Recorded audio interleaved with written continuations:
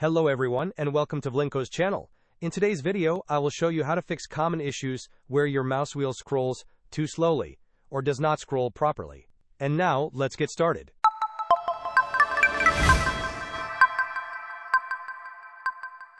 First, click on the search icon on your taskbar and type Control Panel. From the search results, open the Control Panel application. If your window appears different or only displays categories, navigate to the top right corner. Click on View By, and select Large Icons. This will present all the settings in a clear list. Next, locate and click on the mouse option. A new window will appear, featuring several tabs like Buttons, Pointers, Pointer Options, and Wheel. Click on the Wheel tab. You will see two sections, one for vertical scrolling and another for horizontal scrolling. Typically, the value is set to 2 or 3, which is suitable for most systems.